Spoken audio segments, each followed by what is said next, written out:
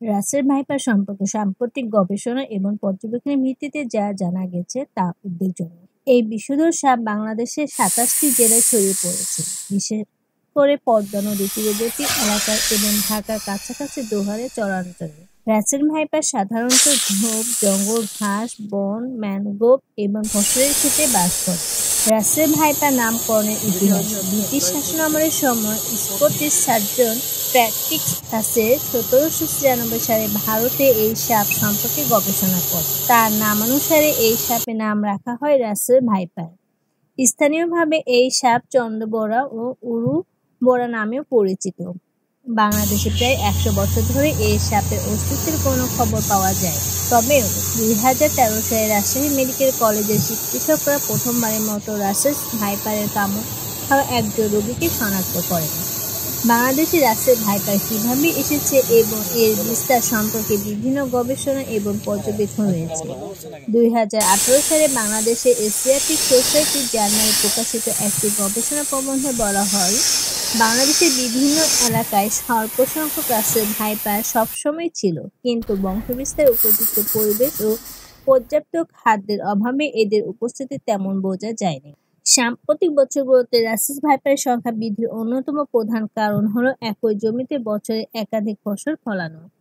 আগে কৃষি জমিতে বছরে একবার বা দুইবার ফসল ফলানো হতো এবং বাকি সময় জমি পানির অভাবে পরিত্যক্ত থাকতো। ৯০-এর দশকে সেচ পদ্ধতির উন্নতির সঙ্গে সঙ্গে কৃষকরা বছরে ২ থেকে ৩টি ফসল ফলানো শুরু করেন, যা জমি কম সময় পরিত্যক্ত থাকতে শুরু করে।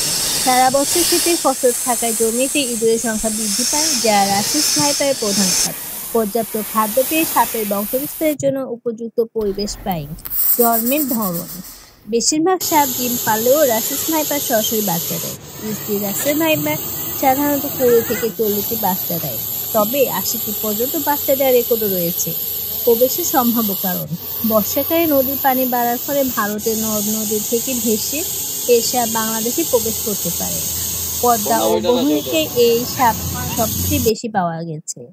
যেসব জায়গায় এই সাপ পাওয়া গেছে তার অধিকাংশ জায়গায় কচুরিপানা রয়েছে এবং এই কচুরিপানার ওপরে ভেসে সাপ বিভিন্ন অঞ্চলে পৌঁছাতে পারে। বিষক্রিয়া এবং নিপন: রাসেল ভাইপার দর্শনে তীব্র ব্যথা, ফোলাভাব, নিম্ন রক্তচাপ, কিডনি অকার্যকর হওয়া সহ বিভিন্ন শারীরিক সমস্যা দেখা দিতে পারে।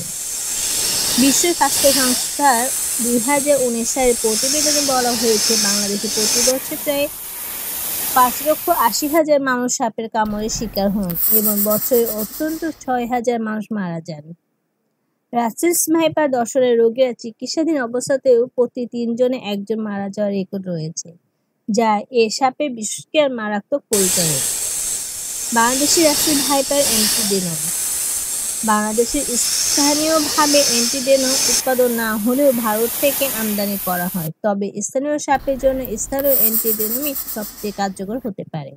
সুরক্ষা ও প্রতিরোধ: ধান ক্ষেত বা ফসলি জমিতে কাজের আগে জায়গাটি লম্বা বাঁশ দিয়ে নাড়িয়ে দেখা উচিত।